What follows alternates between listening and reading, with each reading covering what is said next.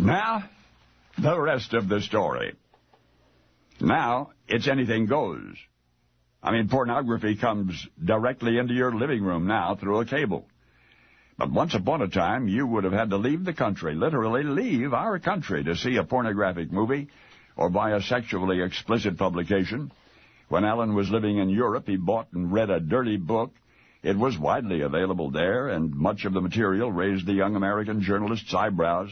When Alan returned home, he brought the book with him, and then he noticed that same book was on sale here in the United States, almost the same book, a censored version. Journalist Alan did not believe in censorship. He felt it was the American public's right to read even the most unsavory literature. In this case, a Boston publisher, the Houghton Mifflin Company, was printing a laundered version of this dirty European book at $3 a copy. Alan was outraged. So, he brought the matter to the attention of New York newspaperman Amster Spiro. Both men agreed that there was no justification for the censorship, and then Alan proposed that they publish their own version of the book in the United States, the original version, translated into English.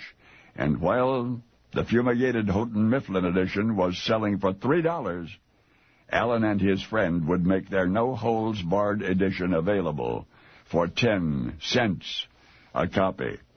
Alan spent a week at his friend's home in Connecticut, working painstakingly on the original translation, and after his 18-hour day, it was finished.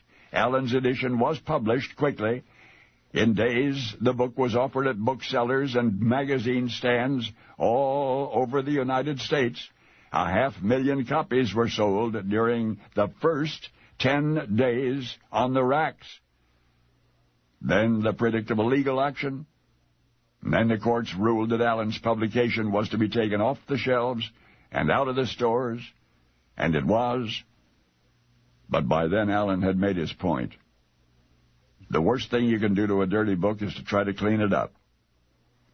Californians know and respected the man that young journalist became.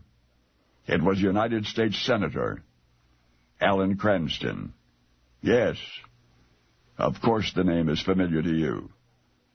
But before you evaluate what he did back in 1938, you should know something about the litigation that got his publication pulled off the shelves. The author of the original book had sued Alan for violation of copyright. It had been the author's intention to publish a watered-down version of the book in the United States because he did not want Americans to know the rest of the story. I said the author of this book did not want Americans to know, as you will soon, the rest of the story. And young Alan Cranston and fellow publisher Amster Spiro did want us to know the long-range plans of author Adolf Hitler. The long-range plans, German military expansion, liquidation of the Jews. And so they, Cranston and Spiro, published the unlaundered version of the world's most obscene book, Mein Kampf. Mein Kampf. And now you know the rest.